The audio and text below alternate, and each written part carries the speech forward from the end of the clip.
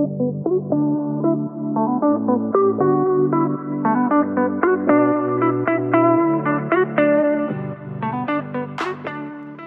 tout le monde! On vous revient dans ce 4e épisode du podcast pour un autre texte de la revue Austin Québec du mois de juillet. Cette fois-ci, c'est une chronique qui s'appelle Levons le voile, une chronique où on aime mettre en lumière des entreprises qui font les choses de façon spéciale et pour qui ça fonctionne. Donc, on vous a mentionné dans un épisode précédent que les gens de la vallée de la Matapédia sont réputés pour être tissés serrés. Eh bien, on vous présente dans la chronique Levons le voile une famille qui demeure près de Rimouski et qui, elle aussi, est tissée serrée. Donc, c'est des gens qui possèdent 2 entreprises laitières distinctes, mais qui collaborent ensemble dans presque tous les aspects pour pouvoir mieux performer. Alors, je vous les présente. Tout d'abord, la ferme AT, dont le propriétaire est Jérôme Chénard. C'est un troupeau de 240 têtes, dont 100 vaches à lactation. Il y a une production de 10 672 kg de lait à 3,9 de gras et 3,3 de protéines pour un quota de 140 kg jour, une classification de 11 excellentes, 62 très bonnes, 31 bonnes plus, et il cultive 550 acres en ensilage de maïs, en foin et en céréales. Et également la ferme Gendreau, dont les propriétaires sont Myriam Côté et Tommy Chénard. Donc, Tommy et Jérôme sont 2 frères. Donc, la ferme Gendreau, c'est un troupeau de 220 têtes, donc 96 vaches en lactation, une production de 10 600 kg de lait à 4,2 de gras, 3,2 de protéines, pour un quota également de 140 kg jour. La classification est de 5 excellentes, 56 très bonnes et 50 bonnes plus, et eux cultivent 660 acres en ensilage de maïs et en foin. Alors, je vous laisse écouter de quelle façon ils collaborent et ce que ça leur apporte en bout de ligne. Bonne écoute! En 2017, Myriam Côté et Tommy Chénard deviennent propriétaires en tant que relève non apparentée de la ferme Gendreau située à Rimouski. Ils sautent sur l'opportunité d'acquérir cette entreprise qui se trouve à une dizaine de kilomètres de la ferme familiale des Chénard, la ferme AT, propriété de Jérôme, le frère de Tommy. Suite à cet achat est née une belle histoire de collaboration entre les 2 fermes, autant dans les champs qu'en élevage. La collaboration dans les travaux aux champs. La majorité de la machinerie de semis et de récolte est en copropriété. Les 2 fermes possèdent leurs tracteurs respectifs, mais ceux-ci sont utilisés pour les 2 fermes. Le tracteur le mieux adapté à un travail spécifique est celui qui est utilisé. Les chantiers de récolte sont donc communs, ce qui veut dire que la main-d'œuvre et la machinerie se déplacent d'une ferme à l'autre. Pour ce qui est de l'élevage, les 2 fermes collaborent ensemble par des échanges et par des achats d'embryons ou de sujets qui proviennent des meilleures familles des 2 troupeaux. Pour ce qui est des sujets qu'ils souhaitent préparer pour les expositions, la préparation de ceux-ci se fait à la ferme AT puisque l'environnement y est plus fonctionnel et pratique. Finalement, les 2 entreprises font l'achat de plusieurs sujets en copropriété, ce qui leur a permis d'avoir accès à de grandes familles de vaches à coût raisonnable. Gendreau Impression Madra, excellente 92 2E 2 étoiles.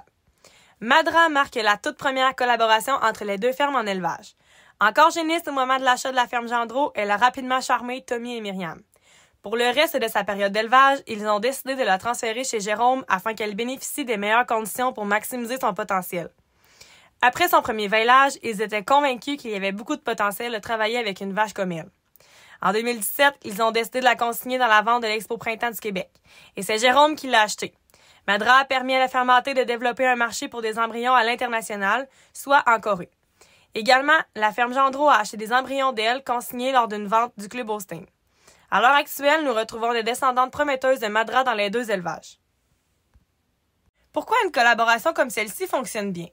En premier lieu, malgré la proximité, les 2 entreprises ont des types de sols différents, ainsi qu'un climat qui diffère légèrement. Les prairies chez AT sont toujours prêtes 1 semaine avant chez Gendreau, et à l'automne, les gelées sont plus tardives chez Gendreau. Donc, les chantiers commencent toujours chez AT. Il n'y a donc pas de malentendu par rapport à la ferme qui récolte en premier. En deuxième lieu, les superficies et le cheptel sont pratiquement de la même taille. En troisième lieu, tout le monde met l'épaule à la roue dans le temps des gros chantiers. L'objectif est le même, faire des fourrages de qualité dans les meilleurs délais possibles. Et finalement, les actionnaires sont capables de mettre de l'eau dans leur vin. Mais ils vident aussi leur verre à mesure. Ils n'accumulent pas de rancune et ils avancent dans la même direction.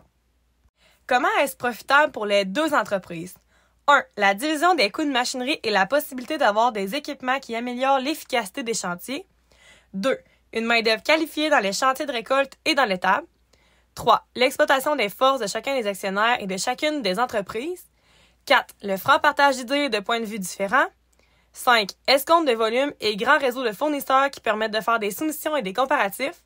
6. Avoir quelqu'un sur qui compter en cas d'imprévu ou d'urgence. Et 7. S'échanger des services pour le succès de tous. Prendre de l'expansion d'une toute autre façon. Oui, ils économisent les coûts, mais le travail double lui aussi. Au bout d'un an ou deux, ils se sont aperçus que la machinerie qu'ils avaient, elle faisait l'affaire pour les deux fermes, mais elle n'était pas assez performante. Elle s'use plus vite parce qu'elle double le travail. Ce n'est pas une raison de ne pas collaborer, mais ils pensent qu'ils n'étaient pas assez conscients de ça en partant, nous explique Jérôme. Au début de leur collaboration, ils avaient des parcs de machinerie qui se complétaient, et au fil du temps, ils ont épuré dans le but de toujours améliorer l'efficacité des chantiers.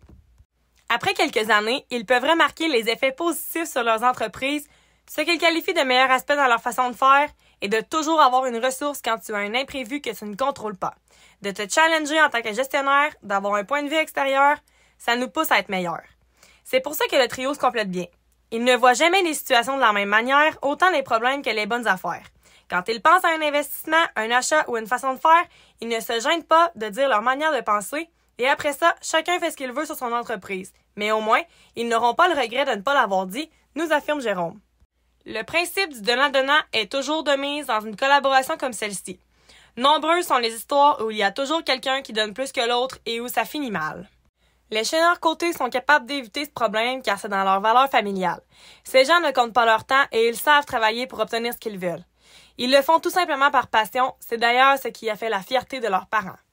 Il ne va pas sans dire que cette belle collaboration leur a permis de prendre de l'expansion qu'ils n'auraient pas pu prendre sans cela. Aujourd'hui, ils comptent 200 vaches à la traite sur 2 entreprises distinctes. Ils cultivent des chantiers de fourrage qui permettent de produire 280 kg de quota. Au fil du temps, les 3 gestionnaires passionnés de l'agriculture ont tiré avantage de leurs forces complémentaires pour garder le cap sur leurs objectifs communs. Assurer la pérennité de leurs entreprises distinctes, continuer d'évoluer à travers le temps et son contexte, mais surtout, garder la famille soudée. À travers la besogne, la famille et l'agriculture sont toujours demeurées au cœur de leurs priorités.